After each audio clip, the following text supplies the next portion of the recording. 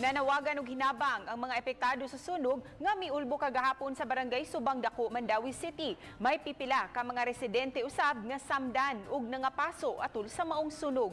Ang detalye ni Nico Sereno.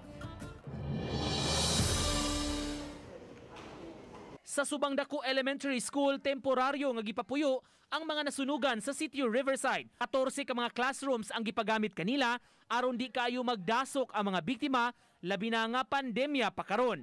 Ang kani among dry goods kay pulos gini siya bago, dili man mi pwede mahatag og used clothing kay pandemic man sa gimi kasuway upang hatag og used clothing, sir.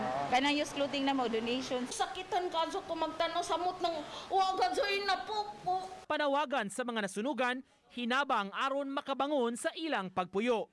Nahanglan dyan mi para makapalag mi among materialis, para makabalik mi ang tukod kay gisumigay pobre baya sa gid mi so nanginahanglan dyan mi ana. Sa pag-igo sa sunog, pipila ka mga residente na angol og nakaangkon og paso-paso sa lawas. Dakin asko sagdan kay diha naman kayo disandanas man akong giabangan.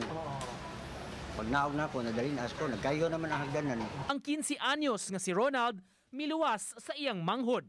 Human sa sunog na siya nakabantay nga napaso di ay ang iyang bukton. Hindi naman unta ko mudayon kay init na kayo. Kasi ko muadto na lang ko dito kay para tanawon jud ako kung safe jud akong manghod ba. Sa partial list sa CSWS, 49 ka mga balay ang totally damaged, 8 ang partially burned ug may 103 ka pamilya nga apektado. Misaad ang barangay ug syudad muabag sa ilang panginahanglan. We already use our quick response fund para sa ato mga immediate meal assistance nila. Since pag bakwit nila dire kagahapon pamahaw pa niadto pa ni hapon. And karon another pamahaw pa ni 72 hours and maybe mo extend pa ta. Uban ni Godfrey Relien, Nico Sereno, Balitang Bisdak.